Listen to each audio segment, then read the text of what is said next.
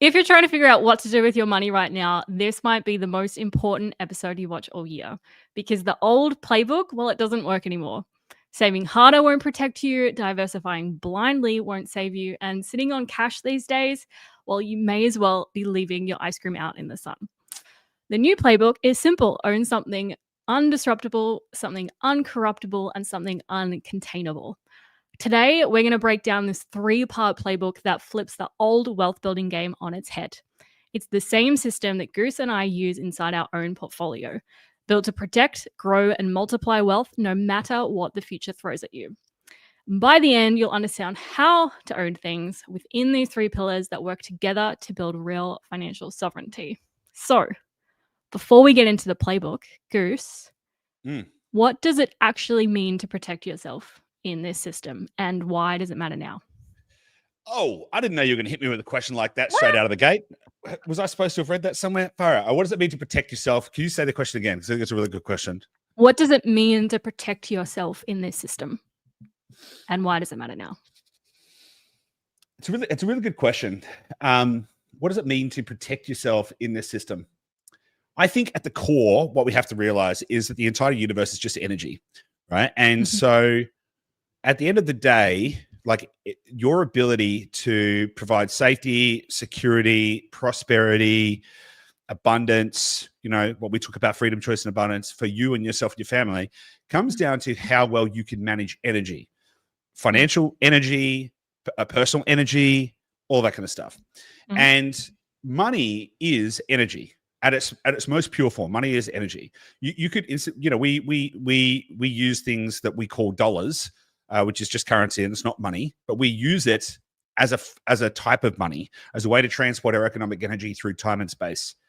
And so really, if the universe is energy, and you really need to be able to protect and manage energy in order to be able to help you and your family transgress through time and space, what you need to do is you need to work out how to perfect the money side of the equation. Now, money doesn't solve everything, but it does solve money things, right? So money won't make you happy, but money can help make you safe. Money can help you. Money may not necessarily give you health, but let's say something happens to your health, money can really help. So money and wealth and prosperity are really key drivers to overall well-being, satisfaction, and all of that kind of stuff.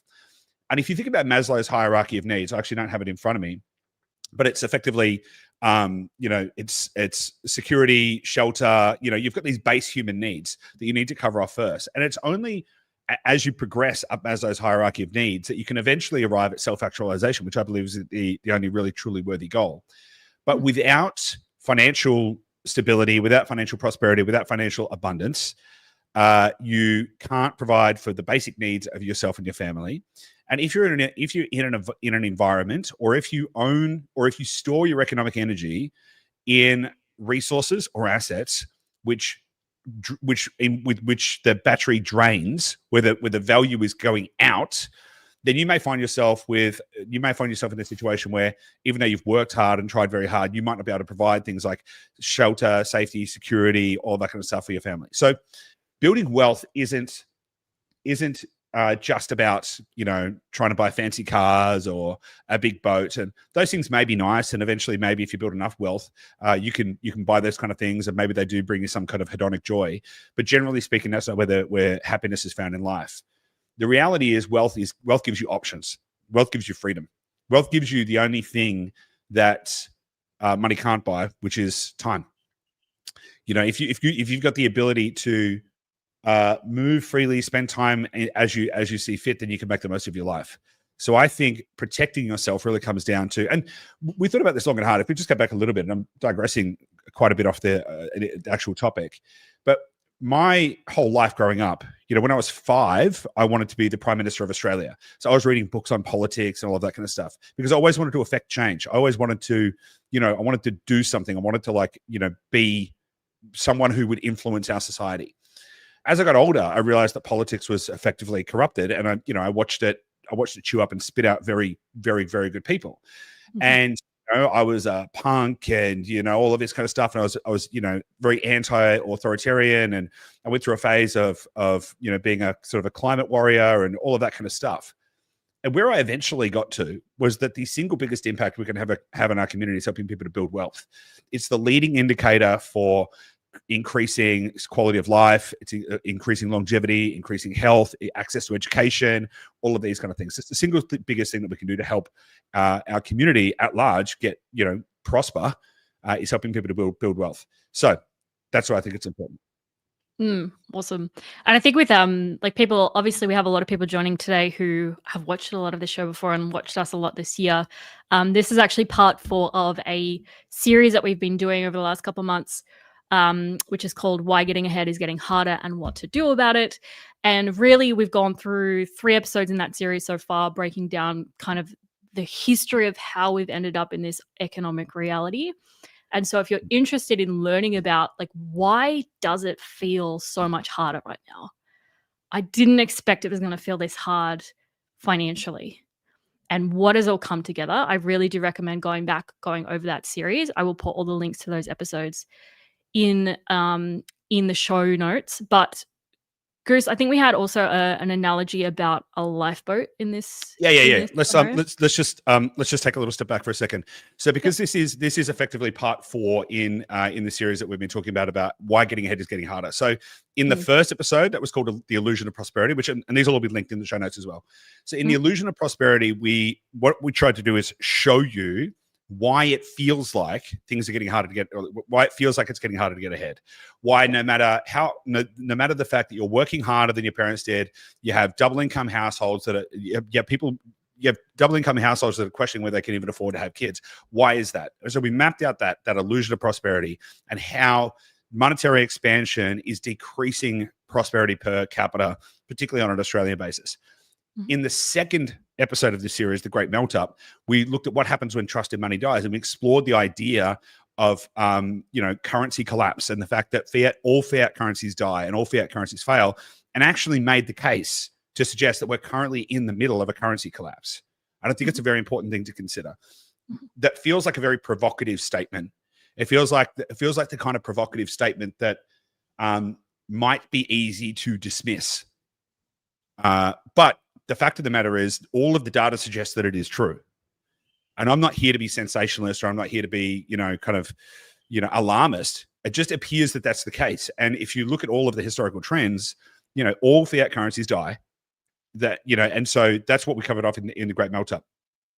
In the third episode of that series, we covered the hidden architecture of inflation, and we explored the actual mechanics of how the system is designed to increase money supply, how that works, the quantity theory of money, why printing more money means everyone loses wealth over time. And the simple thing to remember is every new dollar that is created decreases the value of every other dollar that's already in existence. So this is a systemic issue that's not going to change, because the entire monetary system that we are in, which is a credit-based fiat monetary system, has to continue to inflate. Now, the credit-based aspect of that is really, really, really important to understand, right? If we were in a fiat system that was not credit-based, which could be true, which could happen, inflation would be less necessary. But because we have a credit-based fiat system where the entire economy is built on the back of debt, and we covered actually quite a lot of this in last week's episode as well, where we pointed to the fact that despite quantitative tightening, which is governments withdrawing liquidity from the system, M3 money supplies continue to grow because of private credit growth. So as credit gets created, money gets created, and money continues to grow. Now, we need to continue to have monetary inflation, because if we have deflation, then debts will cost more in the future in real terms than they do today, which means that on any time horizon, everyone who owns debt, including governments, will eventually go bankrupt, and you can't have that. So the system is designed for perpetual inflation, and this is what we really need to understand. Now, imagine that you're out at sea. We're all out at sea. We're all on this big giant cruise ship we're out in the middle of the Pacific, thousands of kilometers away from land. And every day we get up and we look around at the horizon, and we look down at the water and we see where it is on the boat. And every day we notice that the waterline is just getting a little bit higher on the boat. Okay, at first we think nothing of it. It's probably nothing. But then we really start to notice, actually, that's definitely higher than it was the day before or the week before or something like that. And we notice that the waterline keeps getting a little bit higher. Now, we get to ask ourselves, is the water going up or is the ship going down? Now, in this scenario, I would make the case that the cruise ship that we're all on is the SS Fiat. It's fiat currency. That is the ship that we're all sailing on out in the sea of our existence. And what it feels like is that the waterline is rising, but what is actually happening is the fiat currency is sinking. And so if you know that the ship you're on is sinking, the reasonable question you need to ask yourself is, what are you going to do about it? How are you going to keep your head above water? Now, you might go, well, let's go get in the lifeboats. And that's all well and good. But the question is, what kind of lifeboat? If you had to go and build a lifeboat, how would you build a lifeboat? What characteristics would that lifeboat have? Remember, we're out in the middle of the Pacific and no one's coming to save us. No one's going to send an SOS signal. There's not going to be some helicopter that's going to come in and pluck you out of the water. No, you're on your own. You've got to work this out. So if I was in that situation, I would want a lifeboat that could be powered in many different ways. Because if I've got to get all the way back to land, if I've got to take me and my family and the people I care about and a whole bunch of other people with me on this boat, right? And I want to try and save as many people as I can, I'm going to want to know that I can catch the wind. So I'm going to want a lifeboat with sails, right? So I can catch the wind and I can sail.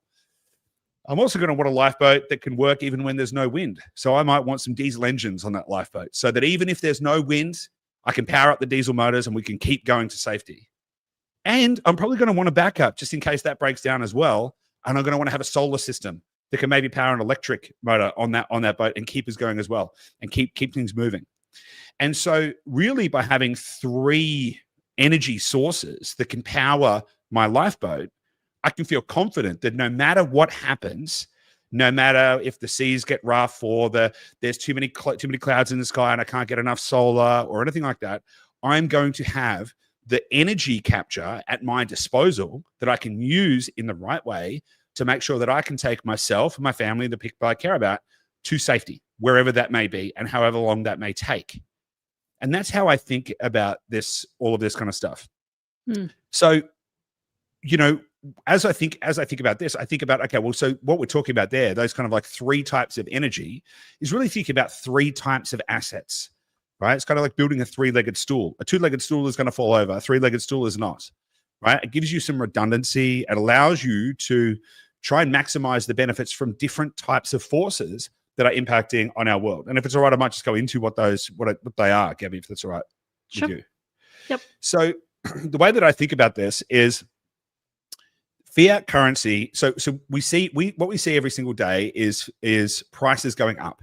House prices going up, stock prices going up, the gold price is going up. What is actually happening though is the fiat price is going down. That's what's happening, right? Because if you just invert the pair, what you'll see is that the price is not going up. The value of the dollar is going down. All you need to do is invert the pair. So instead of how many dollars does it take to buy Tesla, it's like how many Tesla shares does it take to buy $1, and you'll just watch the chart go in the wrong direction, right? So what's actually happening is that the SS Fiat is sinking. That's what's happening. And so anyone who thinks there's a bubble, it's actually a bubble in fiat, and it is melting down. And so fiat is soft, fiat is melting. And so the antidote to a melting currency is a hard asset. That's the antidote. Something that is going to be able to, something that is scarce, hard, desirable, and it's going to be able to transmute your economic energy through time and space. Now, the fact of the matter is no one's got a crystal ball. No one knows what the future is going to hold. No one knows exactly. And so all we can do is prepare the best possible way that we can. And everyone is going to need to think about this in their own individual way. And when we think about scarce, hard, desirable assets, we need to think about what is going to be most suited for us. Now, from my point of view, strong point of view, I think the 3 most powerful forces, most powerful energy sources that we can kind of connect with and the assets that align with them are real estate, Bitcoin, and what I'll call exponential age equities. Now, the exponential age kind of moniker I borrowed from Raoul Pal. I think he borrowed that from Ahmed Mustak. But it's actually a really good phraseology for where the world is going. You know, what we are looking at is we're moving to a stage at an age where things are progressing. Moore's law, which used to guide the exponential kind of exponential trend of technology. Moore's law actually died a couple of years ago, and we've now gone super exponential beyond Moore's law. And if you want to know more about that, you can have a look at some of our previous episodes where we talk about AI. And so, you know, the ways we previously would value companies don't make sense anymore. And there's so many different things that are happening. The speed of AI, the speed of change. We're moving into an exponential phase in our society and a phase in our economy. And so I think the terminology of exponential age equities is a really good way to kind of think about it, because when we're thinking about equities, we're not just thinking about stocks, right? I'm not talking about BHP. BHP, whilst yes, we're probably going to need metal in the future, that's not an exponentially transformative, world-changing technology. It's not, right? This is not something that's going to be defining the future. Whereas something like NVIDIA, that's a great example of an exponential age equity. Now, as we think about these three assets, they all have characteristics which make them unique and independent from each other. Real estate, in my opinion, specifically residential real estate in Australia, not just real estate in general, because it's, you know, I wouldn't necessarily recommend real estate in other countries, but residential real estate in Australia is extremely powerful because it is scarcer and harder than gold. We covered that in a previous episode as well. So is that actually harder and scarcer than gold, which people think is like the ultimate scarce, finite, desirable asset. The stock to flow ratio is higher than gold, which is crazy. Yep. So it's scarce, hard, desirable, and it has utility, and it's yield bearing. So people can live in it, people demand it, people need it, all of that kind of stuff, right? Plus, in Australia, we have a chronic supply and demand shortage. We'll dig into more of this kind of stuff in a moment. So it gives us, and the only thing you really need to really believe with residential real estate in Australia is the government will continue to print more money. That's the only thing you really need to believe, because the significant portion of the value or the price appreciation in real estate in Australia comes from monetary expansion. And so what that means is actually it's nominal dollar debasement, which is causing nominal price increase in residential real estate in Australia. So the price is going up, but the value might not be changing, if that makes sense. Does that make sense, Gabby? Yep. So the only thing you really need to believe for residential real estate in Australia to make sense is, will people want to continue to go to Australia? I think it's highly likely, because compared to the rest of the world, Australia is a beacon of hope and prosperity and all that kind of stuff. And will the government continue to print money? Great. If those two things are true, then the only way for residential real estate in Australia to go is up. The second pillar is Bitcoin. Now, Bitcoin is a somewhat divisive asset, and that's okay, you know, and people can have their own opinions on it, and that's okay. You know, I'm not here to try and sell you Bitcoin, right? But I believe that it is a very important mechanism because it allows you to take your money out of the fiat system. So if real estate is a bet that the fiat system will continue to inflate and the dollar will continue to be devalued, and that is why prices go up, Bitcoin is a bet of taking your money out of the system. It does have an inflation rate as it's continuing being mined, but it has a fixed supply. So it's got a fixed supply of 21 million. It is way scarcer and harder than gold. It's infinitely more transportable, divisible, verifiable, any of that kind of stuff than gold.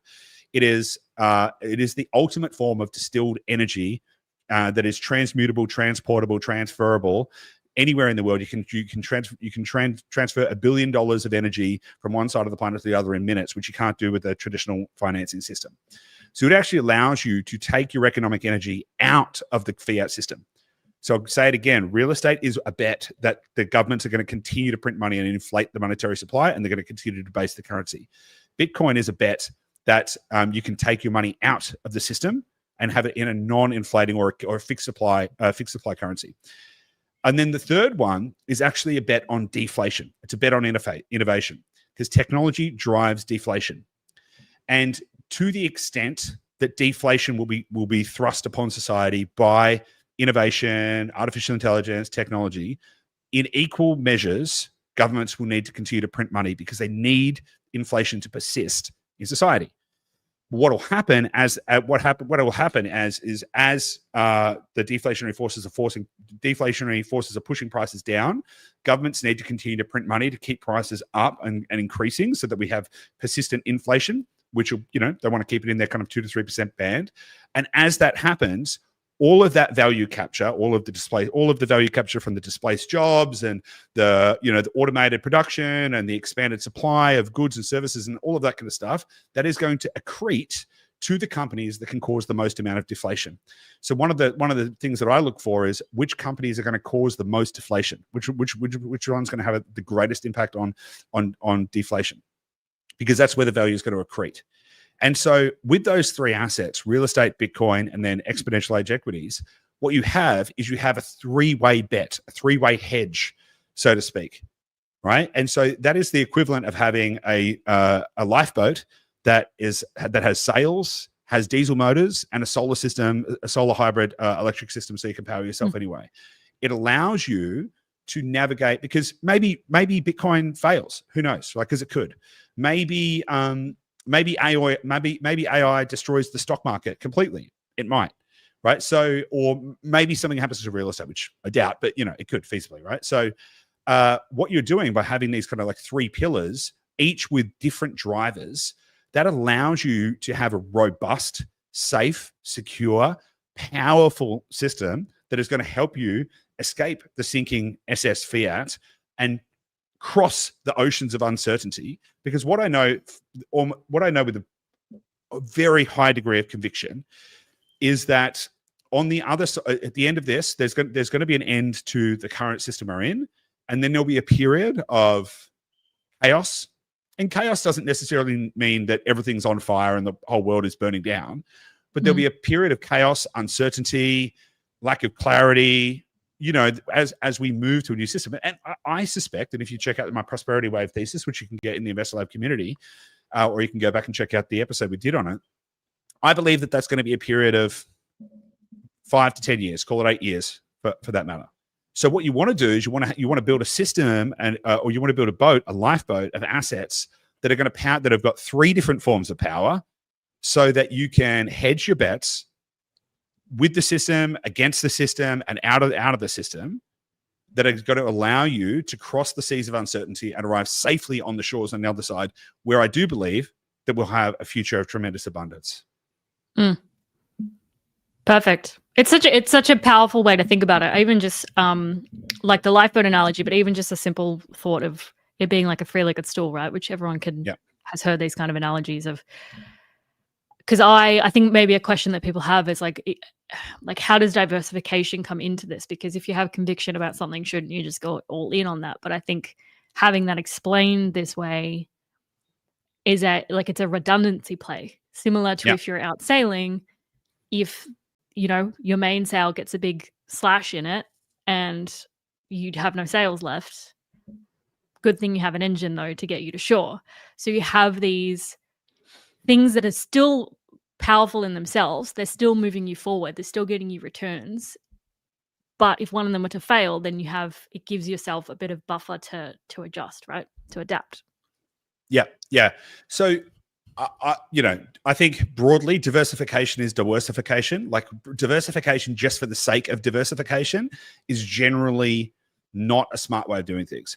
So it generally just means that you're not sure what you're doing, right? So if you're just like, okay, I'm just going to buy some, just random selection of just variety for the sake of variety, isn't actually an intelligent move.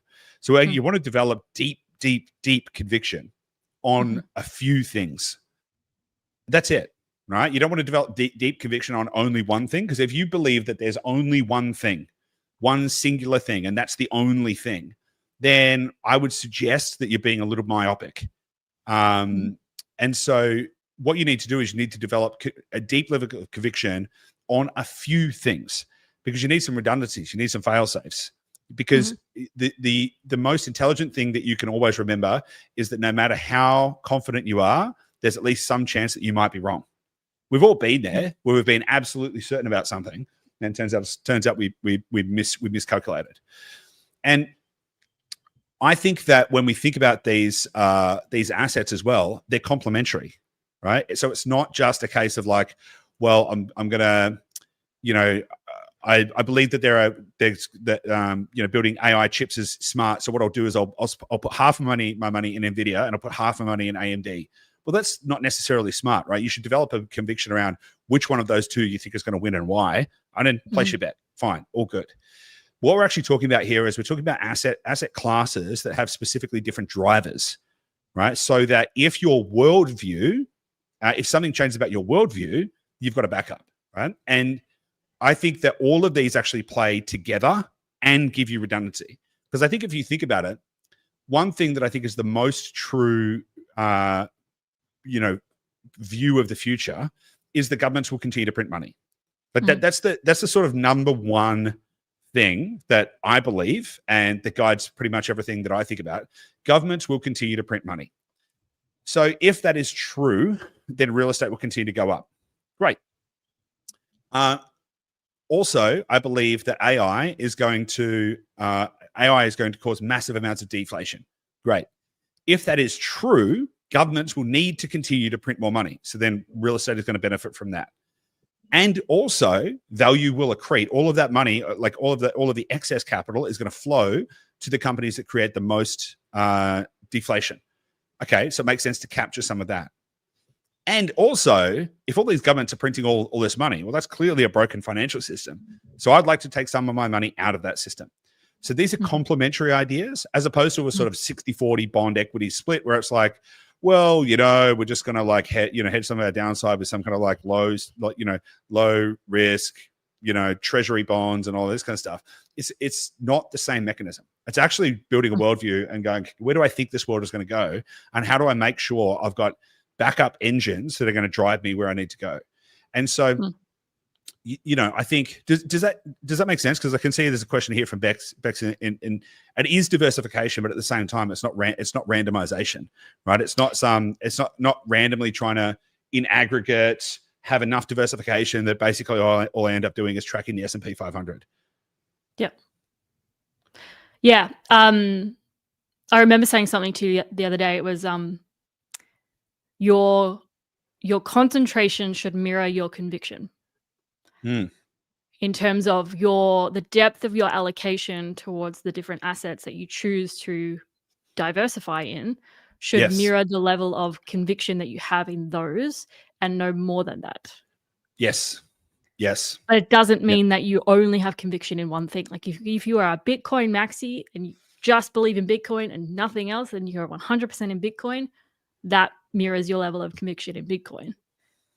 That's not my recommendation, obviously, but it's like that's where it comes in, of the other end of the scale being people that don't have a lot of conviction because they haven't built that within themselves are usually the ones that will diversify more, or they'll use ETFs or things where they don't have to build that sense of conviction.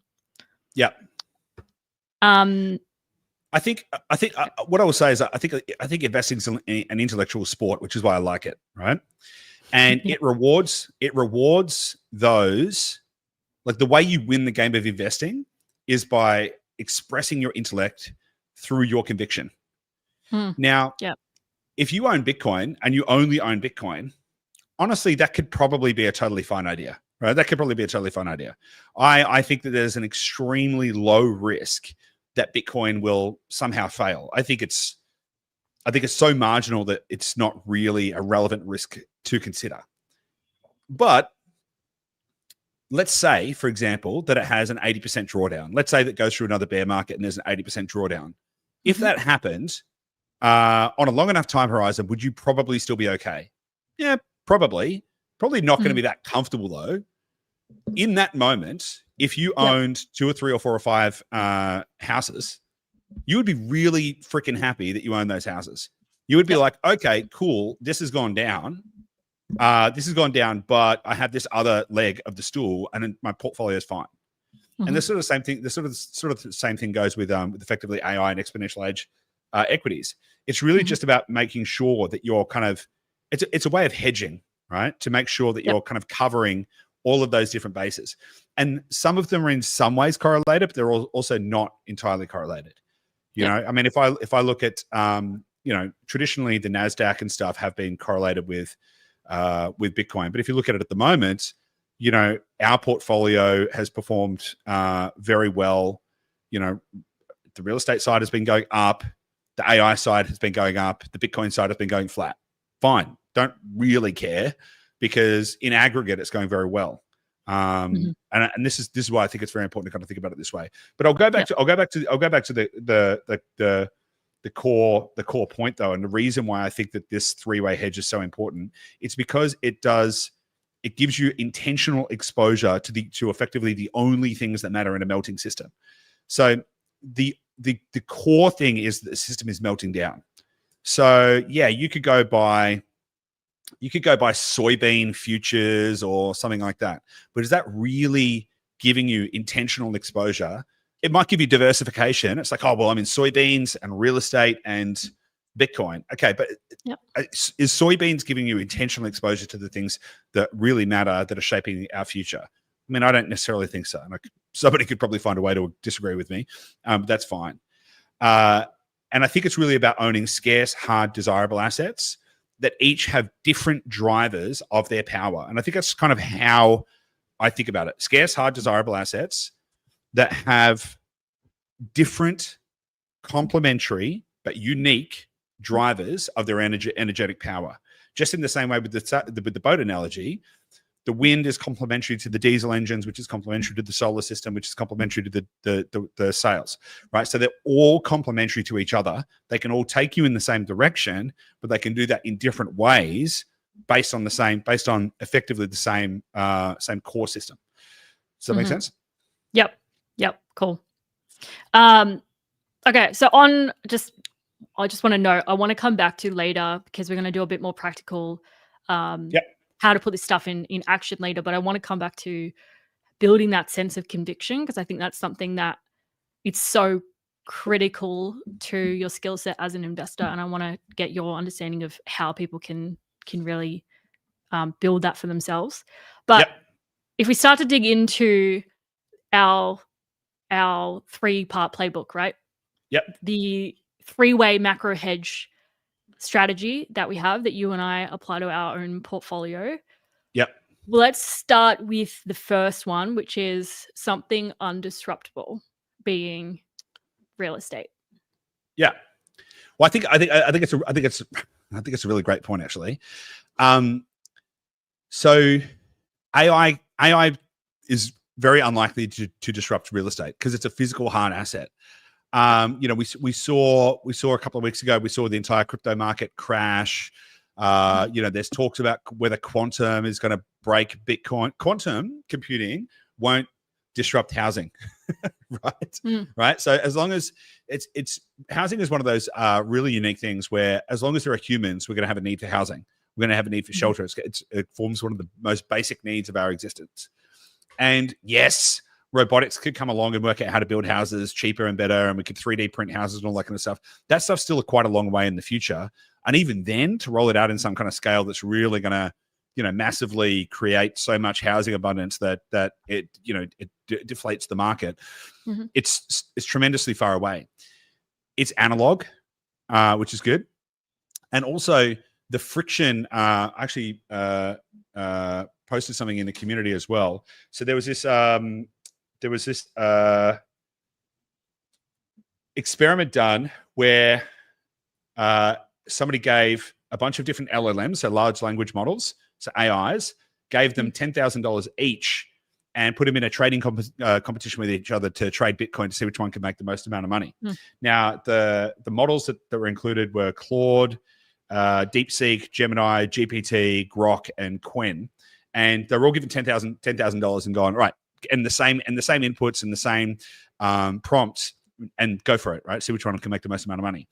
And fascinatingly, at one point, the DeepSeek model was up to 23,000, right? So it was on a percentage basis, it was up 130% up. Yep. And that was in the space of a few days.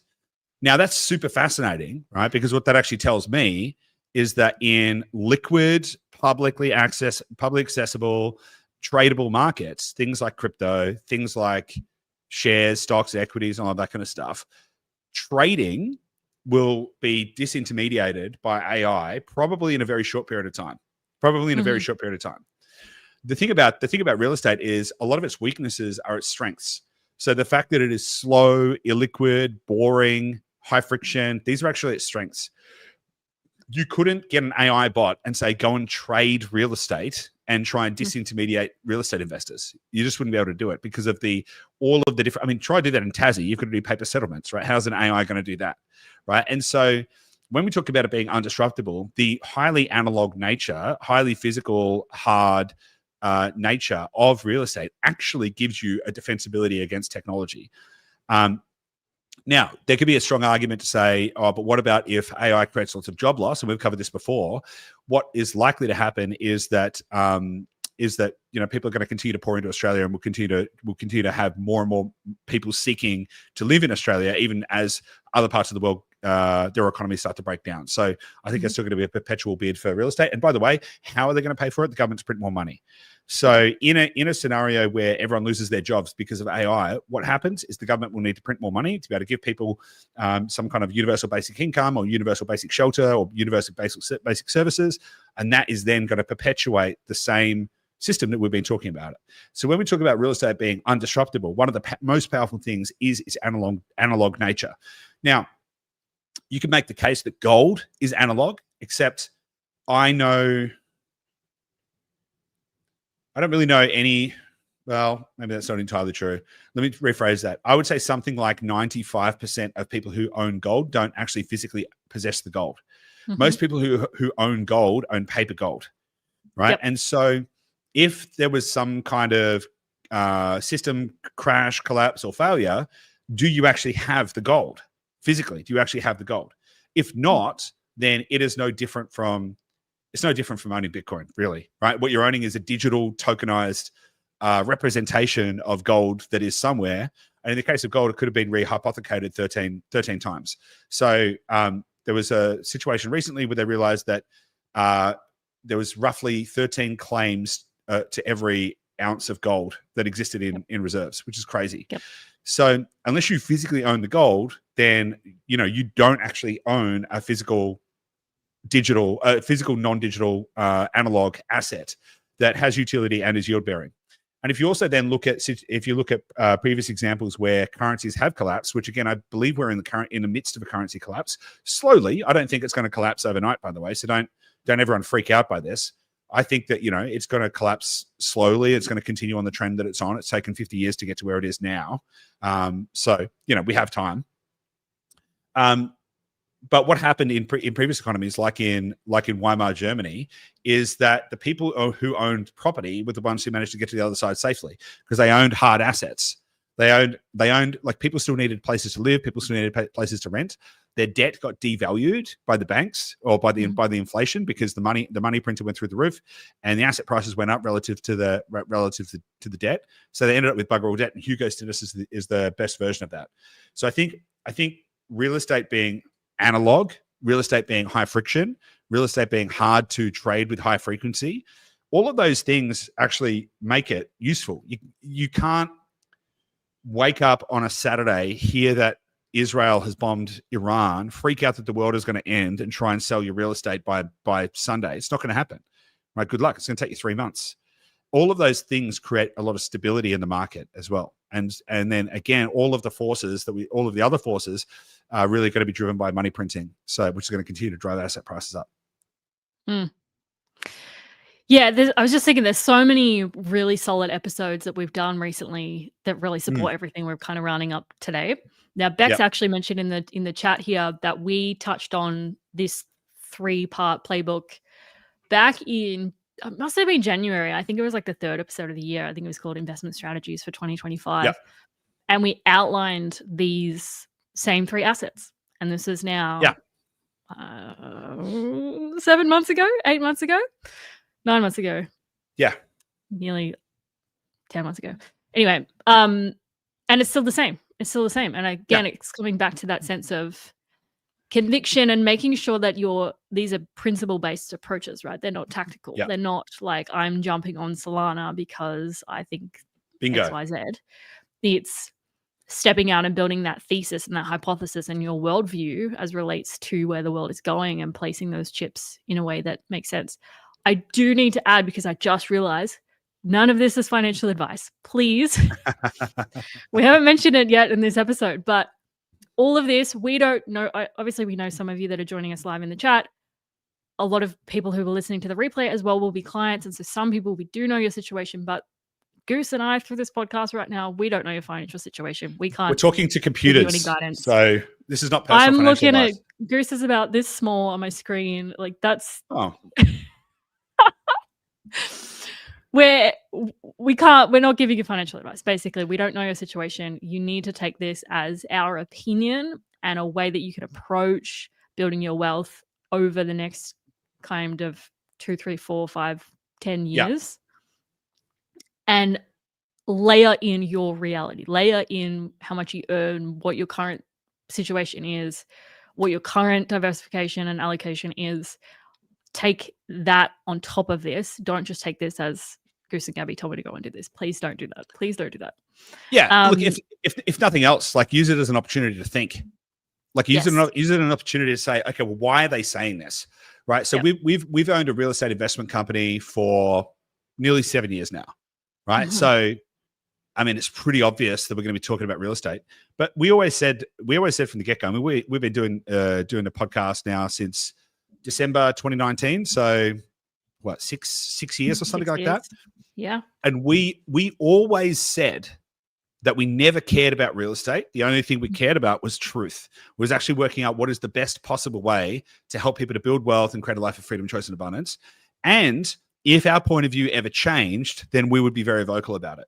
And what happened is actually our point of view did change, not to the degree that we think that real estate is no good.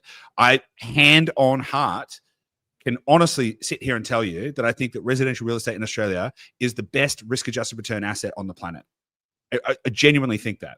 You know, when you and to that degree, like I think it should be the number one position in everyone's portfolio, because it's going to give you so much power. If you're an Australian tax resident earning money in Australia, living in Australia, you are mad if you are not getting involved in Australian residential real estate. The power you get with leverage, so the scarcity and the demand, which just go back to last week's episode or any number of the last few episodes, but last week's episode was covered off that pretty powerfully. The scarcity and the demand is crazy. Leverage allows you to expand your capital in a highly safe way, or in a very low risk way is probably a better way to put that. Plus, monetary debasement devalues your debt over time, right? So actually your debt becomes cheaper in the future. Plus, it's highly anti-fragile, right? It's all of the things, all of the boring attributes of it actually make it stronger. The boringness, the illiquidity, the high friction. These problems, downsides with it, actually give it a lot of strength. Yeah. And it's got a lot of systemic ballast for the economy. So the government is never going to let real estate fail, because it makes up such a high proportion of Australian household wealth. They couldn't possibly let it fail. So I think real estate is tremendously powerful, but we also need to recognize that it's not the only thing. It's not the single be all and end all. In fact, I was talking to someone the other day, and they have, I would consider them to be reasonably wealthy, and they were talking to me about equities. And then I was like, "Oh, cool! You investing along the AI theme and whatever." And they said, "Oh, yeah, we've been doing that for a while." And they've got several $1 million in equities, but they said, "But I just can't justify continuing to put money, dollar cost averaging into the QQQ or something like that when I can use real estate, because it's so damn powerful. Like, it's just such an unstoppable force." Now, so again, back to the point, it's quite easy for us to sit here and say real estate, but actually also for us to be sitting here and saying, okay, you probably need to think about Bitcoin as well, and you probably need to think about, AI and technology-based equities.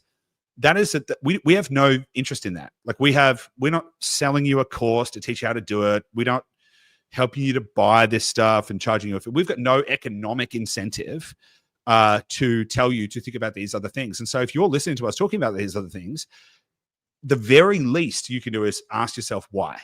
Why is it that they're prepared to go out and say, hey, you should think about these other assets too? Like, why aren't they just saying, the only thing you should buy is real estate because hand on heart, I think it's the best. I do. Mhm. Right. So it could be very easy for us to sit here and say, well, if it's the best, then we just do that. But actually, I think that it's irresponsible for us to do that because I think you need to think about these other asset classes. You need to think about where the world is going. It's my strong point of view that the world is going to change in the next 5 years, potentially sooner. Yep. And we need to think about how we transgress that. Now, one of the downsides with real estate is it's not very portable.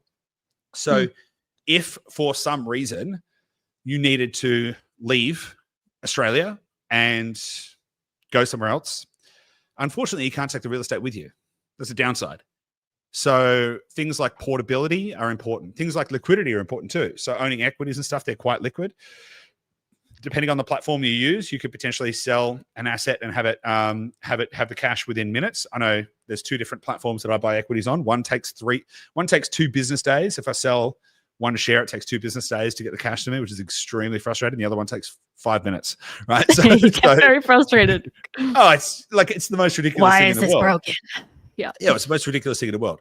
And so, thinking about how you build this sovereign stack, as I like to think about it, that allows you to optimize not just for maximal wealth growth, but also freedom of mobility, defensibility, all of these other kind of things. That's the kind of core aspect to it. So can I just comment, because Bex has actually put in a really good another comment in the chat about this is largely why I started getting interested in this diversification as well. Because again, we've been running a property investment company for years now and helping a lot of people to do that really well. But it is getting more expensive. It is the barrier to entry, then the deposit that you need to get in is getting higher and higher. We all know that we're in an affordability crisis right now in terms of real estate. But really, when I started to think about these alternative asset classes, you can use alternatives as well to help you build deposits to get into real estate, because you don't need $100,000 to get started in Bitcoin. You can buy 1 Satoshi for I don't know what the price is right now, but a couple of cents maybe. You can get started with very small amounts and compound those and starting there. And so that's where I was really interested. Again, Goose, your comment about why are we talking about this when we own Dashdot and we should probably just talk about property. Reality is we want to help people make the most of their lives, make the most of these opportunities right now, regardless of the asset type. But I also think it goes both ways. So it's a really good point, and thanks for the reminder, Bex, and because that actually was part of the reason we covered off some of this stuff in an episode earlier in the year, because it's exactly that point. Getting into real estate is getting harder. When we started Dashdot, the amount of cash you needed to get started was $50,000, and now I think it's closer to $100,000, right? So, it's getting harder to get ahead. It's getting harder to get into real estate. And so if you can if you've got $10,000 and you're trying to work out how to get into real estate, then you are far better off taking that, right? You're not going to save your way there. You just won't. Wages are not keeping up. You can't save your way into real estate anymore, not effectively. Maybe you can with a double income and a lot of commitment or something like that. But if you're a single income earner, working an average job, good luck. It's probably not going to happen. In fact, if you're earning the average salary in Australia and you want to buy the median house in Australia, it'll take you 41 years of saving. But of course, after 41 years, the house price is going to be, I don't know, 10 times more expensive or something like that. So functionally, you can never save to get there. So you reasonably need to ask yourself, well, how else could you get there? And could you use these other assets as a building block, as a stepping stone to get you into real estate? And I think that's a great way to do it. So you can use things like equities and Bitcoin as a way to build up your capital to get into real estate. Then maybe that could be a scenario. Let's just say you own 50% Bitcoin and 50% equities. Then you have enough to finally get into real estate. Maybe you take 100% of those other assets, sell them all, move everything into real estate, and then you're 100% in real estate. Well, that's not very diversified, is it? But then maybe you go hard in real estate for a little while and you get 2 or 3 or 4 properties. And then at some point, you can potentially take out some of that equity or sell down one of the properties, and you can move that capital back out to re-diversify again, right? And so this is really about having a conceptual framework to understand where and how you can allocate capital to give yourself the greatest amount of defensibility, mobility, portability, all of that kind of stuff over the long term, whilst also capitalizing and making the highest amount of returns. So you're not sinking on the fiat ship as well, and you're keeping your head above water. Yeah. Great. Cool. So with this, again, we did this really great episode in January, investment strategies for 2025. I'll put the link in the show notes of the YouTube description if you want to watch that as well. In there, we have a resource as well, which is, I can't remember what I called it, like asset comparison table, where we broke down like pros and cons and all these different categories of how all of these compare, which we'll kind of go through today as well. But if you want to download that, go and check out the notes with that episode. So we've done pillar 1, Goose, being Australian residential real estate. Is there anything else you want to cover before we go to pillar 2? I just want to cover off a couple of comments from David Keel that I've just seen here in the chat as well. So David, great to have you here, by the way. That's awesome. David. He's mentioned a couple of things. He's interested in Bitcoin and property. So we did a whole episode of Bitcoin versus real estate, which I think that you would really, really like.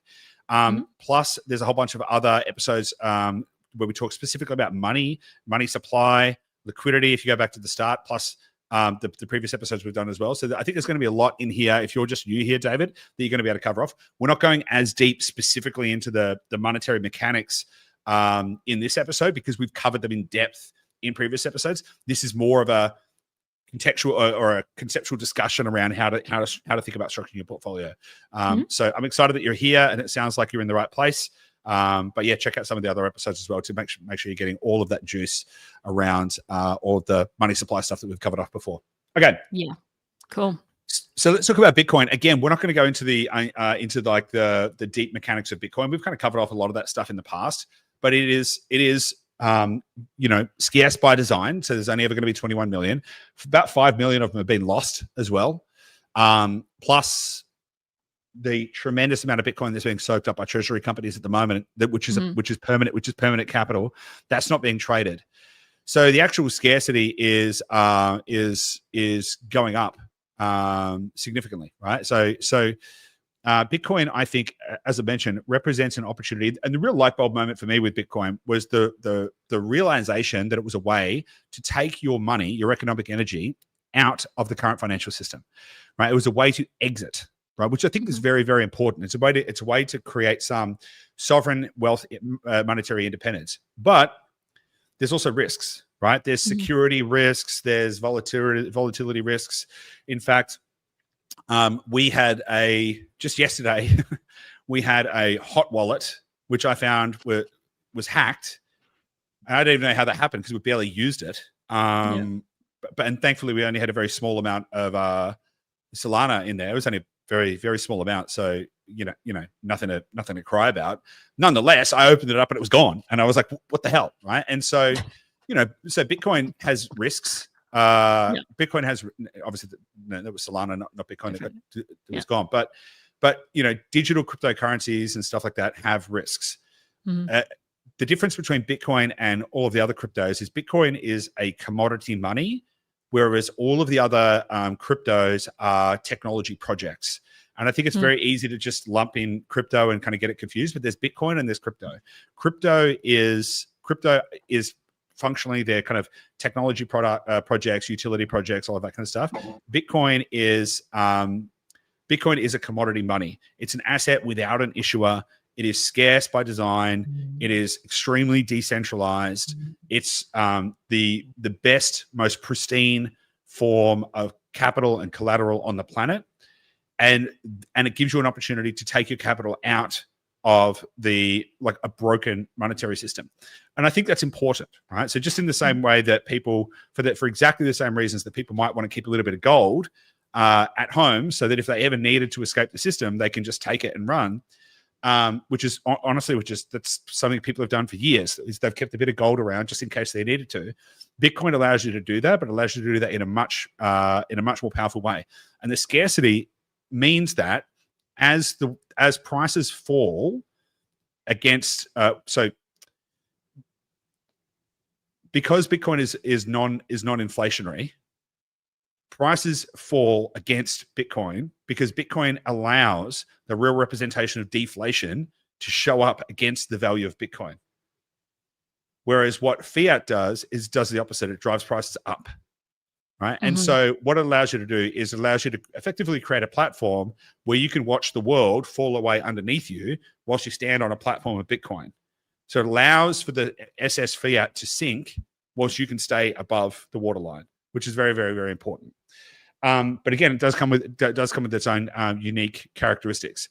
So I don't know how deep you want to go into it, Gabby, but what do you think? No, I mean, again, if you want to know more specifically about Bitcoin, we did do a Bitcoin. I think we've done a couple of episodes on Bitcoin already this year. There's the Bitcoin versus real estate one, and then we did one earlier in the year, which I think was Bitcoin for property investors, which is a bit more of the philosophy, I guess, and the approach, and explaining if you come from a background of property investing and understanding, the utility value of real estate and understanding that side of things, and you're not fully familiar with this Bitcoin thing and it's digital and I don't quite get it, that's probably a better episode to start with, but they're both really good as well. Yeah. Let me just touch on a couple. Touch on a couple more points. So in the illusion of prosperity, we divided a lot of things by M3. So and what's interesting about that is we discovered that a lot of things are collapsing against M3. But if you did the same thing against Bitcoin, you would realize it collapse a lot faster. If you take the NASDAQ and divide it by Bitcoin, the NASDAQ has lost 99% of its value over the last 10 years against Bitcoin. Now, and that is because Bitcoin is static in a moving world. So the one Bitcoin is worth one Bitcoin. The only thing that changes is what we're measuring it with. And so if we're measuring it with fiat and the fiat is continuing to be devalued, then it looks like Bitcoin price goes up or down or whatever. It does all kinds of things. Whereas that's not necessarily true. But also what Bitcoin does is Bitcoin gives access to the financial system to billions of people on the planet who are currently unbanked. I think it's 40% of the world unbanked. Do you remember the stat? I don't remember. Yeah, it's a very significant portion of the world unbanked. In fact, in the US, I think it's like 30% of US citizens or something don't have a bank account because they don't have enough money to have a bank account. Yeah, they don't meet the minimum qualifications. Like they might not even have ID that's sufficient to open a bank account, let alone it's crazy. The initial deposit. Yeah, it's crazy. Yeah, and not to get too on a side quest, but in a lot of neighborhoods, they have check cashing facilities right next to bottle shops, right? So people get paid, they get their paycheck, they go cash their paycheck, and it's right next to the bottle shop. And that's anyway. So Bitcoin is growing in its network effect and its network power because it is allowing more people to participate in a stable economic network. So if you're Argentinian, right, and you're getting paid in Argentinian pesos, and they are being and they're inflating away and being debased at a record rate, you want to get your money out of that system as soon as possible. Now you may or may not be able to buy US dollars. But also you can put your money into something that is highly transportable, highly divisible, all that kind of stuff. And you can put it into Bitcoin, and that's going to allow you to participate in a global financial network. It'll allow you to make payments across borders. It'll allow you to save in a way that will mean that your economic energy is safe. Even in many, many years to come, right? And that's the fundamental nature of debasement, is that it devalues your wealth, even devalues your savings.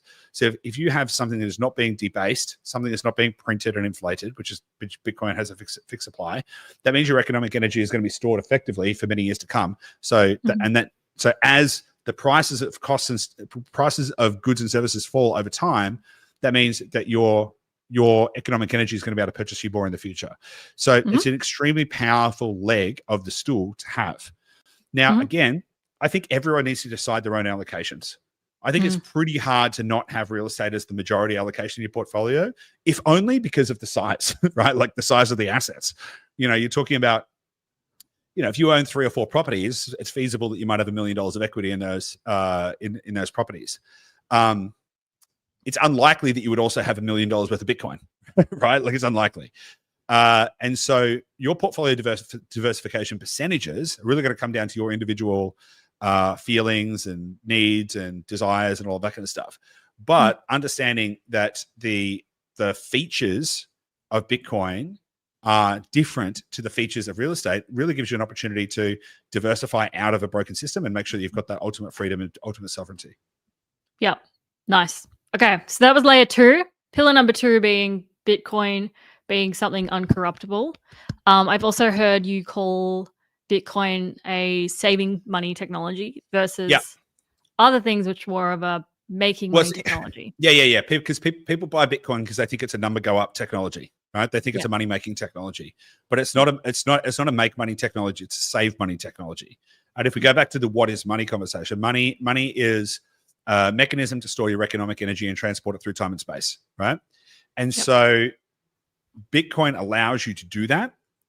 The only reason Bitcoin goes up, aside from supply and demand, how many people want to buy it, how many people want to sell it on any given date or any point in time, is actually it's actually highly linked to monetary debasement, right? So it allows you to save your economic energy and that's how people should be. That was the big thing for me, is I went, oh, okay, great, this is a way that we can save our money. It's going to be better. Yep. So in terms of make money technology, should we move to pillar number 3? Yeah, absolutely. Which is something uncontainable. Yeah. Which I think is a very interesting way to phrase it too, Gabby. I think it was good. Thank you. So I'm going to talk mostly about AI in this, but when I talk exponential age assets, it's everything from robotics to space to biotech to there's a whole bunch of stuff in there. But I think that AI is the largest technological transformation that our species has ever seen. I think that it will be bigger economically.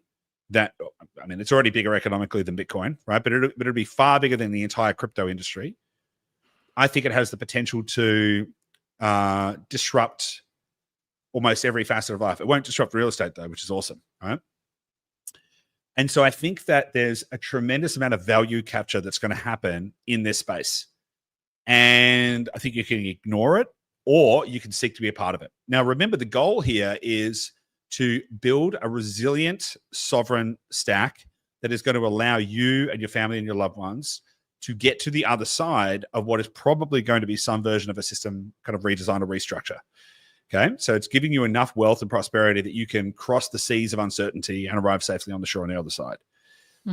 And I think at this point, if you don't already know, it's important for you to start to learn that AI is going to change everything.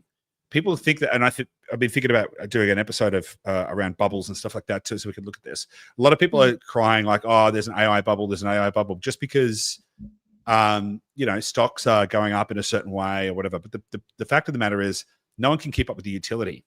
So the fact that VO3 and Sora and stuff like that can't make videos that are longer than 90 seconds is not because they can't. It's because there's not enough compute, right? And so there is not enough compute on the planet to serve all of the demand for compute on the planet right now. So it is, I think it's the single largest technological transformation, and by proxy, the single largest deflationary event that we will experience as a species or have experienced as a species. There are tens of thousands of jobs being disrupted every day. Yesterday, there was 30,000 announced by Amazon that are being taken off as well. I think it's happening all over the place. And they're either hiring freezes. So sometimes it's not, they're not actually downsizing the workforce, but they can actually just be doing hiring freezes. So that means they're not hiring more people. They're keeping the same amount of people, but then growing the company significantly more. Google's been doing that as well. And what is going to happen with that is the wealth is, or the value is going to accrete on one side of the ledger. And you have a choice whether you want to be, which side of the ledger you want to be on. Do you want to be an asset owner or do you want to be a consumer? Because the value is going to accrete in a certain place and you have an opportunity to capture some of it, or you can ignore it and then wonder why you've missed out.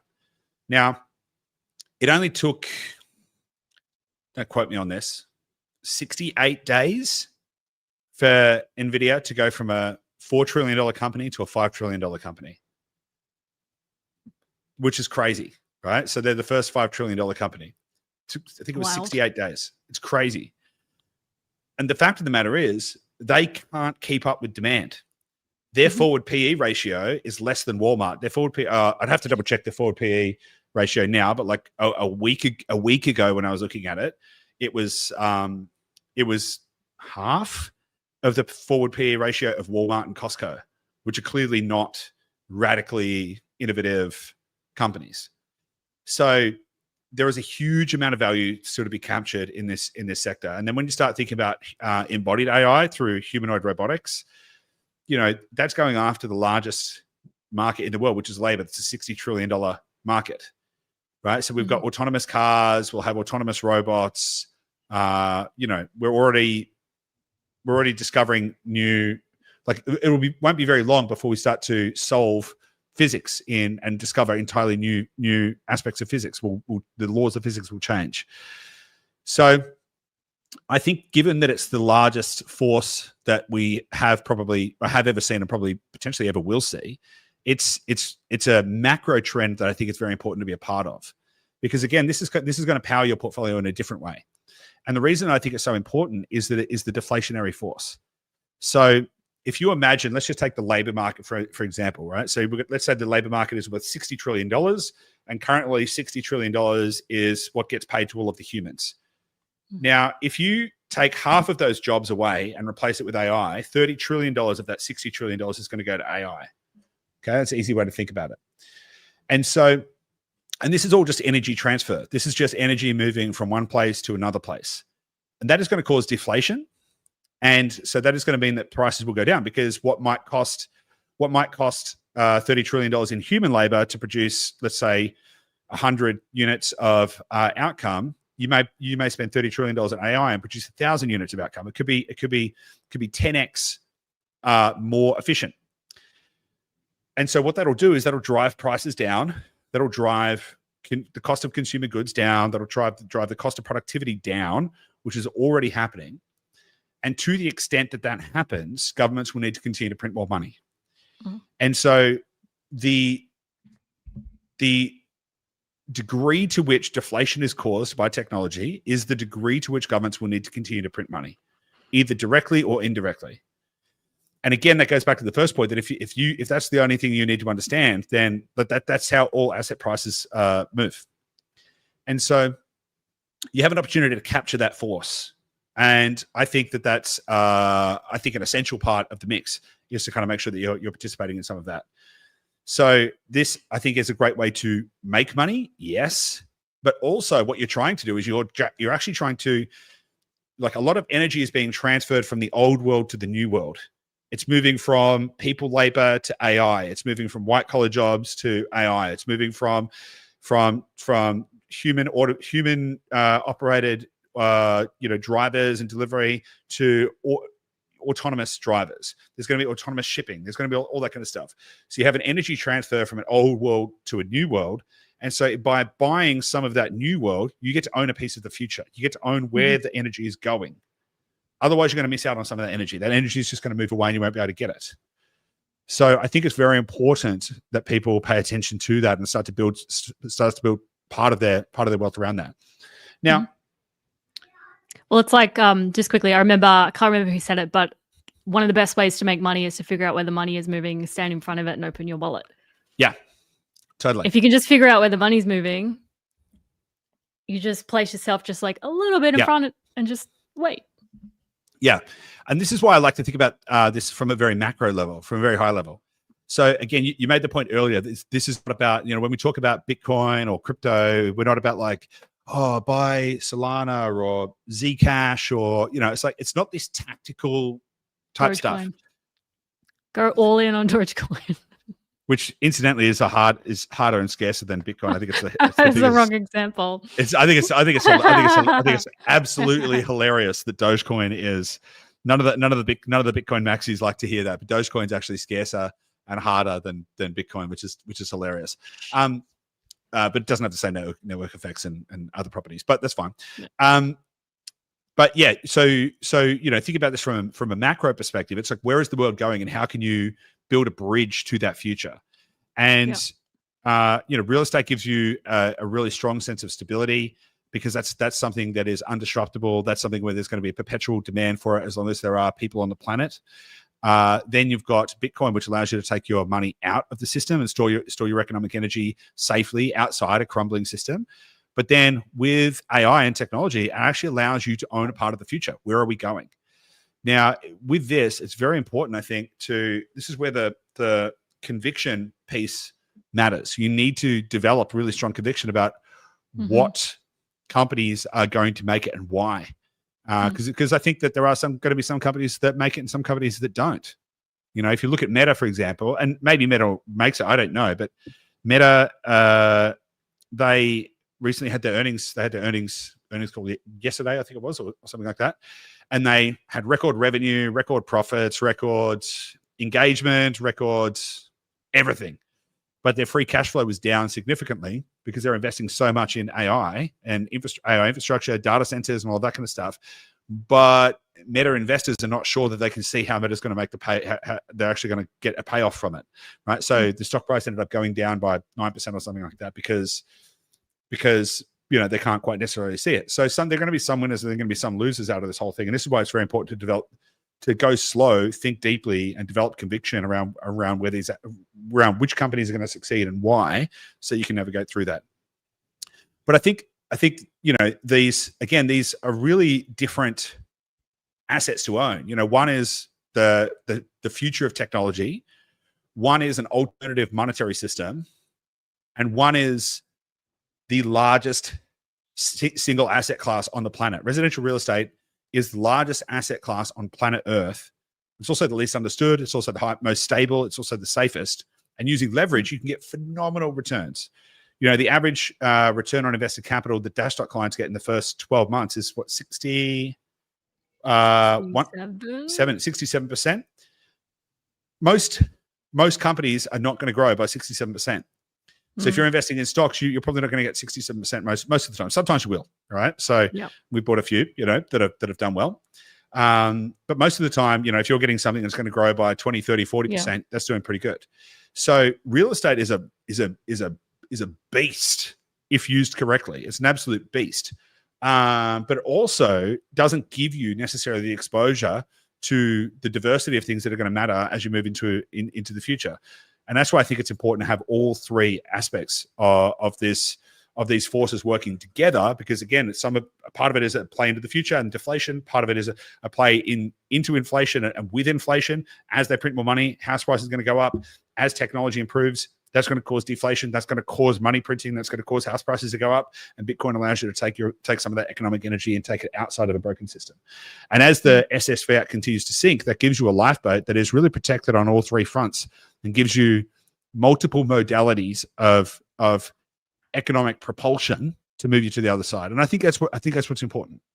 And by the way, let me just make the case that you could own any one of these and do just fine. You could just say, no, I'm just going to do real estate. Totally fine, because you'll kill it. You'll do great.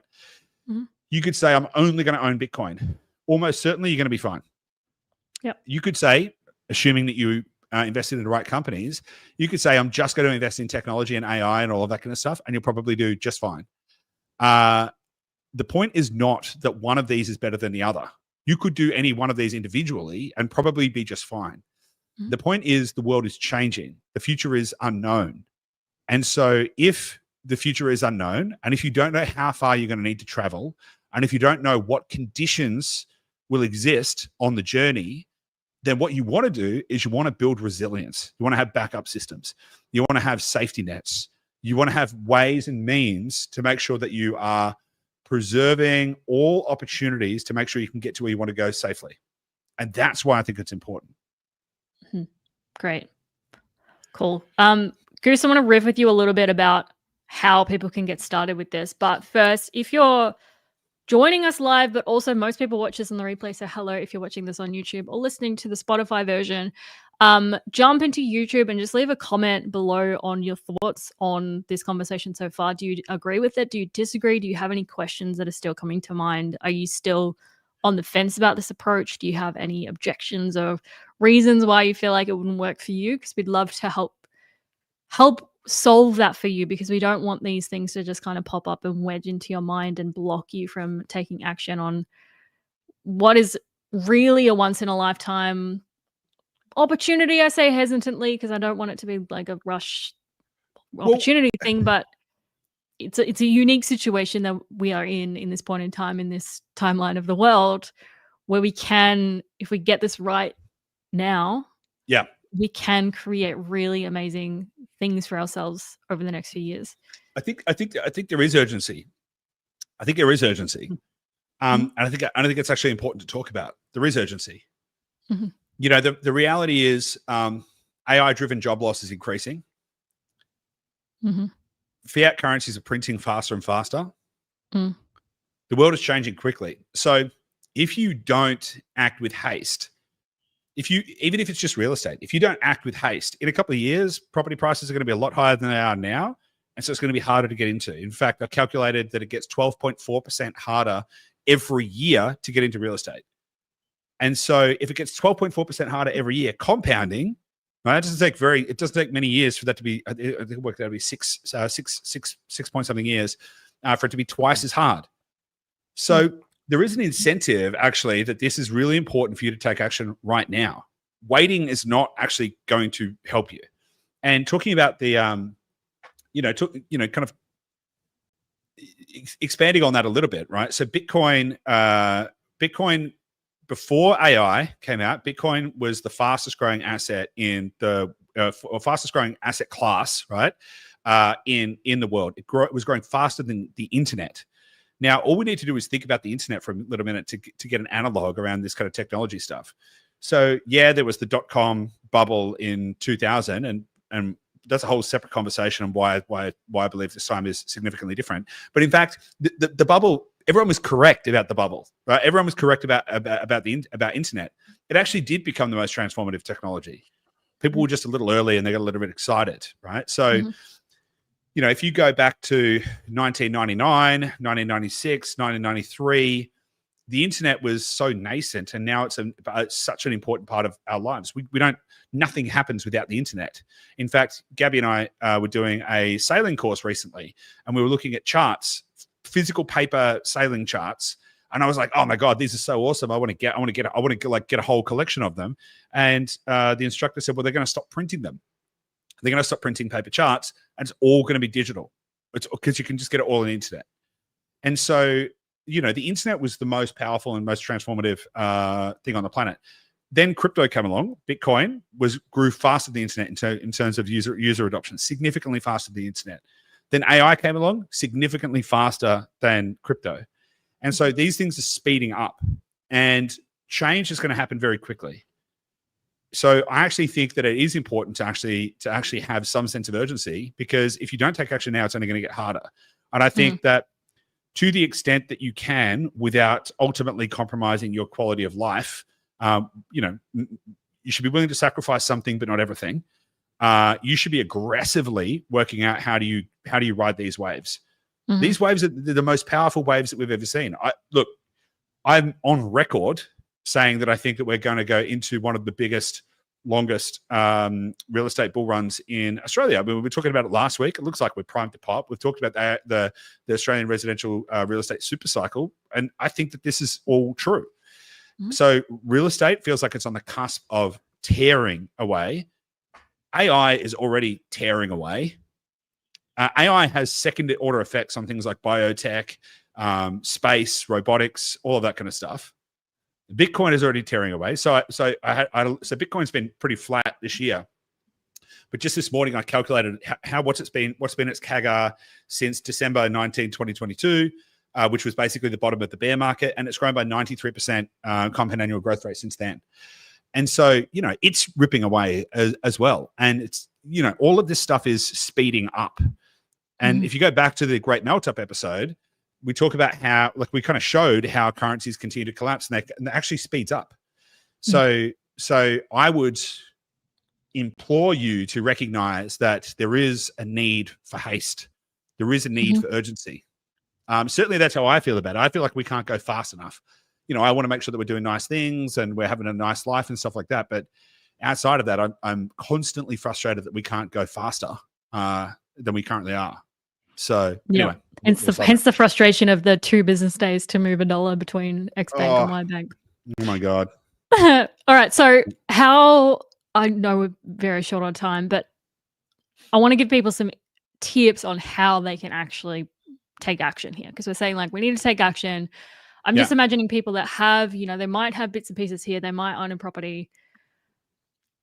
I would imagine a starting point with all of this, because this is generally how we approach anything with our clients, being take stock of where you're currently at. Like build your own balance sheet. Now, I wish we had a template ready. We don't have a template ready. We could work on a template. If you're interested in a personal balance sheet template and system, we can work on that. I don't have one right now. I'm sorry. But building one out so that you have a starting point, so that if you don't have one already, you understand like, okay, across these 3 asset types and other asset types, where does my wealth sit? What does my diversification look like? What does my allocation look like to start with? Seems like a good place to start. It does, but it's so dependent. It's just so dependent, right? So, and this is what we covered in the episode earlier in the year. It's like if you've got cash. Sorry, I was just remembering. You might have a lot of your wealth is in cash because you're not sure what to do. Yeah, but it really depends on how much money you've got, right? So if you've got $10,000 or $50,000, how you allocate your capital is going to be different to if you've got $100,000 or $150,000, right? Because if you've got $50,000, for example, and I'm going to make some statements and then I'm going to walk back from them. If you've got $50,000, you may go 50% in Bitcoin and 50% in AI, right? Because you can't, with $50,000, you can't get into real estate. But then you might have $150,000 and you might go 100% into real estate. But then maybe you've got $500,000 and then you maybe have $300,000 in real estate and $200,000 you split between the other assets. So how much money you have actually dictates what your allocation is going to need to be. Then also what's going to happen is over time, your allocations will change because things will grow. like we bought some equities, and they because they were smaller and potentially higher risk, we allocated less capital to them, and then they ended up becoming like some of the biggest portions of our portfolio because they grew so much. And so I think it really depends. And what I actually think is important to do is to really spend some time thinking about it. I've been on the record before of saying, roughly 30, 30, 30 and 10% in cash equivalents. But that really, that's a little arbitrary because as I say, real estate is a very expensive asset class, right? So the likelihood is you're going to have a significantly higher portion of your net wealth in real estate. It's going to be hard not to. It's going to be hard not to, right? Until you start to become wealthy enough that maybe you've got a couple of mil in property, and then you're like, all right, cool, I'm going to have a couple of mil somewhere else. But that takes time. But if you've got $200,000 or $300,000 or $500,000 net worth or $1 million net worth, the likelihood is most of that's probably going to be in real estate. And so the question you need to ask yourself is, how comfortable are you with this? And so maybe, and by the way, participation creates confidence, right? It actually creates competence. So if you want to pay attention to something, you want to learn more about something, you want to start to get invested in something, literally, put some money into it, and then you'll start paying attention. It's literally not the same as like, all right, I'm going to study this for a bit. Go and take some of your capital and put the capital into it. Doesn't have to be a lot, right? So maybe if you're a real estate investor, maybe currently, let's say maybe 100% of your net worth is in real estate. Okay, well, what if 5% went into Bitcoin and what if 5% went into equities? Just so you can start to learn and understand. Then how might you change that over time? What might your ultimate destination be? Like, where do you want your portfolio to end up? How do you want it to look like when you get to $3 or $4 or $5 million in net wealth? And then you can start to build in that direction. And I think that's really important because everyone's going to have different feelings towards these different things. Because the fact of the matter is, shares and Bitcoin, they're way more volatile. So if you wake up like I do every day and I have a look at what the market did overnight, because we're only invested in US equities, and I have a look at what the market did overnight, I do that every single day. If you don't have the intestinal fortitude to wake up and see that everything's red and then go about your day like nothing's happened, right? Then that's going to be challenging for you, particularly if you've got like a significant portion of your wealth in that. So you need to be honest with yourself and go, all right, what am I going to be comfortable with here? And then you could build that up over time. I think something like 30-30-30-10 makes sense. But maybe for you, it's more like 50% real estate and then 20% in Bitcoin and 20% in equities and 10% in cash or cash equivalents. Maybe it's some other version of that. But I think you just need to sit down and work that out yourself. Now, if it's okay, do you think I covered that off satisfactorily? Yeah. Because if it's okay, I'd love to cover RJ's question here. Yeah. So I think it's awesome. He says, my biggest challenge, living life normally and following plans. Following plans, I had to go travel, return to study, etc., where I won't be earning as much. I love these episodes, but there also is still a massive sense of stress and urgency, which I think is the point. But balancing these things are hard to reconcile. It feels like an inconvenient truth because I agree with where we're headed. So, RJ, trust me, I feel you. Because on the one hand, I want to invest 100% of our capital all of the time. My biggest anxiety is because I see one of my strengths is I think investing is one of my core competencies and core strengths. So I see opportunities really, really, really clearly. And one of my biggest anxieties is that I can never capture all of the opportunities that I can see. And so it's a balance, because I would love to invest 100% of our money 100% of the time and just constantly be invested. But obviously that's not going to set us up to also enjoy life. I also want Gabby and I to be able to go places, do things, eat nice food, focus on our health, whatever, all of these kind of things. And so the way that I think about it is I work out what percentage of our income is 100% dedicated to investing, and then the rest goes into, it is available for spending. But then what I have a kind of a secondary rule is that if we end up with a certain amount of surplus capital, so let's just, for the point of the discussion, let's say 30% of your income is going to go to investing and 70% of your income is going to go to bills, living, saving, and all of that kind of stuff. If we get to a certain point above that, if there's a certain amount of liquid capital that hasn't been invested and we're also not spending it in our daily lives, I will then take some of that and then go and invest it as well. But as a general rule, as income comes in, it's 30. I have a 30% rule. That's sort of how I approach it. So we take about 30% of the capital, we invest it. And that keeps us enough working capital to just, like, if something comes up or whatever. But then at the end of the month or anything like that, if we've got surplus capital lying around, I'll rake that and then put that into other stuff. That allows me to plan for expenses and travel and all of that kind of stuff, because we have big plans too. So we have a big European trip we're planning next year and all of this kind of stuff. And so I'm constantly thinking, okay, so we've got these large expenses that we need to pay for. How do I make sure I keep enough capital aside for them? And I try and pay for as many things as possible as soon as possible. So that way I know how much money is left over to invest, right? It's really the hack so that I can work out how much money to invest. And then I make sure that we have enough left over to be able to cover all of our daily expenses. Plus, if something came up and we needed to fly home to see family, a family emergency, something like that, that there's enough there that we don't need to worry about that. And then the rest, it goes quickly into investments or into an investment, savings account or something like that. So that's how I think about it. And I think creating those rules gives you the flexibility and freedom to live life on your own terms. Because we have, when we do that, it could, because just to be clear, we're not always investing, right? But we might move it into an investing account and wait for the right opportunity to invest. So once it's out of our spending account, then I know that all of the money that's in our spending account can be spent. So we go to a restaurant.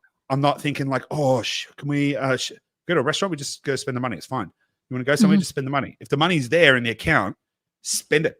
Money should be spent. Go for it.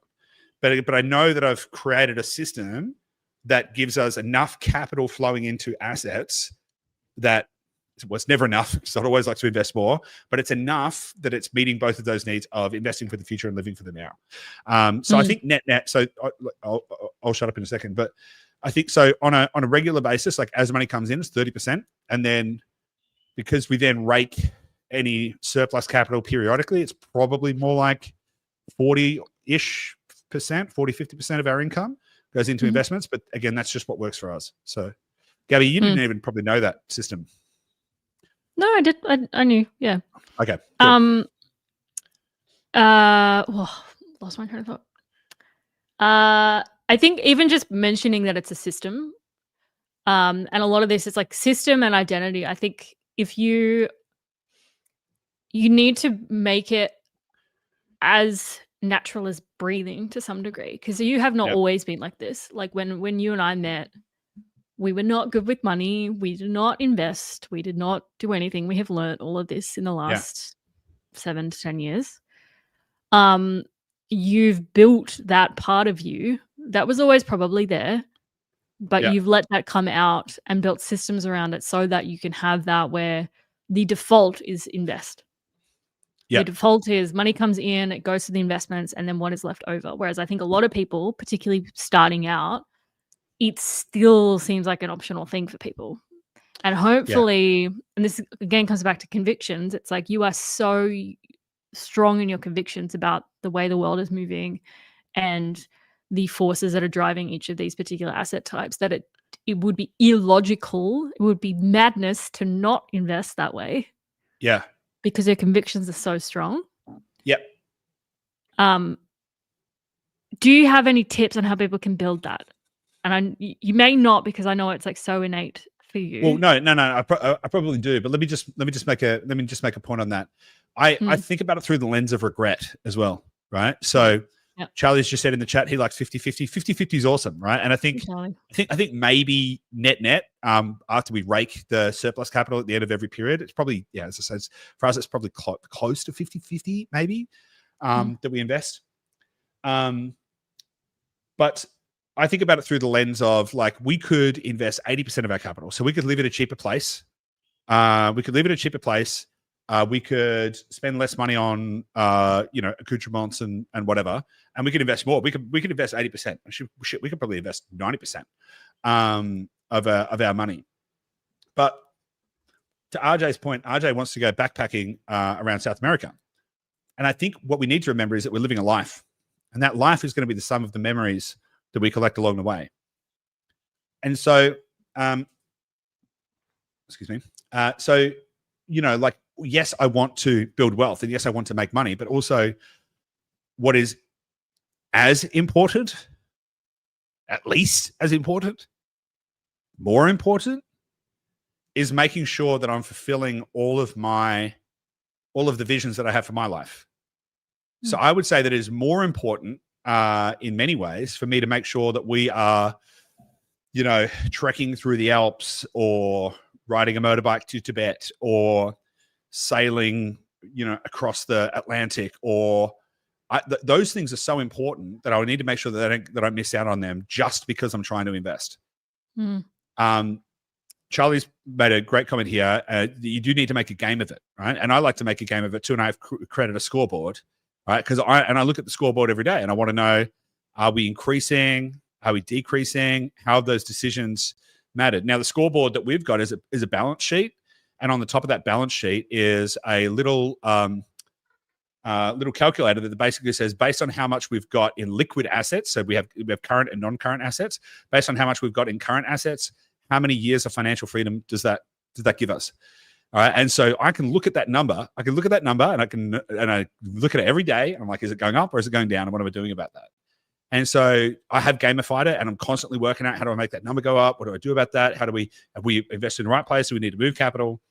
But then I still want to make sure there's enough latitude in the plan that we're not saying, well, I'm sorry, but we can't go to Europe next year and trek through the Alps because I really need to buy NVIDIA call options.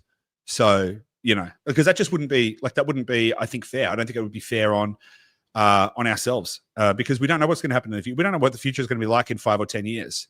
And so you need to find that balance of building for the future and living for today. And that's going to be different for everyone. And Charlie made a good point, like that if you want to spend more, invest more. And that's true. That is true.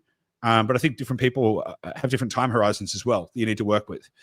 Now, if I go back to my my 20s, I would just spend 100% of my money on experience, on living, right? Traveling, living, experiencing, doing all that kind of stuff. And that was great. Look, I got a lot of memories, but then I was broke. So that wasn't good. The thing is, I'm not a very good saver. And so what I've changed is the way that I spend money. The way that I spend money is on investing. Right? So I get to spend money. I've got like frustratingly just want to spend more money on investing, on buying these cool things, like on buying, assets that I think of. Buying assets that I think are really awesome, that I can get really excited about and that I can do a lot of research about, or I'm buying experiences.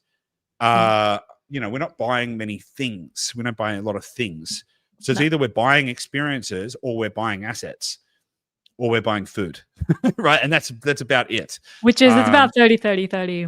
Yeah, 30, 30, 30, 10. Right? So food's about 30.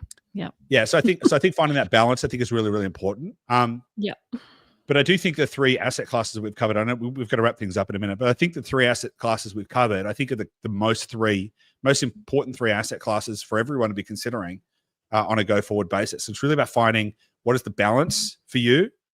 How can you allocate the most amount of money that you possibly can to investing, which should be the maximum. It's like, what's not what is the minimum effective dose, but actually what is the most money you can do? Is it 50%? Is it 30%, 40%, 50%, 60%, 70%? What is the most amount of money you can specifically dedicate to investing, whilst also allowing you to live a life that meets your values? I think is very important. And that should be the litmus test. Not like, okay, I'll just invest 20%. It's like, what's the most you can do? Not what's the minimum or what's some comfortable average. It's actually what's the most you can do. How could you do 70% and live the life that you want? Yes or no? Maybe. And if not, what could you change? Because I think it's always a really good question to ask. Like maybe your lifestyle is too expensive, right? If you can only invest 10%, maybe you need to change your lifestyle. And maybe even if you're on a lower income, maybe you still need to change your lifestyle. So that's how I'd be thinking about it. Love it. Perfect. Cool. If you have enjoyed this episode, I've enjoyed this episode, Goose. Why have you enjoyed this episode? Well, look, I always like the episodes we do, but I like the ones where we can just kind of talk around ideas a little bit more. Obviously, we prepared for it and we know this playbook ourselves because it's our own. But just being able to kind of pull apart ideas and principle-based thinking that people can apply themselves, I think is just helpful for people to understand, because it is, I think, a unique way that we see the world and we see wealth building is through this playbook. So it's been helpful, I think, hopefully, to be able to share that. If you enjoyed it and you think that somebody else in your world will love it, hit the share button on this episode on YouTube, spread it around. If there's any questions that you still have that we didn't quite get to cover, anything you disagree with or do agree with, or anything still outstanding that you're unsure about, leave a comment on YouTube. We do look at all the comments. We try to reply to all of them, so we'll come back to you there. I would actually also, because we mentioned it a couple of times, if you are interested in a personal balance sheet template, leave a comment on YouTube as well. Just write the word balance sheet in a comment. And if we get enough demand, like we'll prioritize baking that and putting that together for you, because we have our own one. It's not tidy and public. So I'll make a public version if we get enough people that want it. So just leave a comment. Otherwise, yes, Goose. Oh, no, I was going to say, I've got a final comment before we wrap things up. Yeah, go. So I wrote something down. I just want to share this before we wrap things up. And this is a core truth that I wanted to share with people. Your job is to escape. The system is currently broken. Your job is to escape. Your capital is the vehicle. You don't need to be diversified. You need to be intentional. You don't need to own everything. You need to own what matters. The tangible, the scarce, and the exponential. Or own something undisruptable, own something uncorruptible, and own something uncontainable. That's what I wanted to leave it on. Nice. Awesome. Thanks, guys. We'll see you next week. See you next week. Bye. See ya.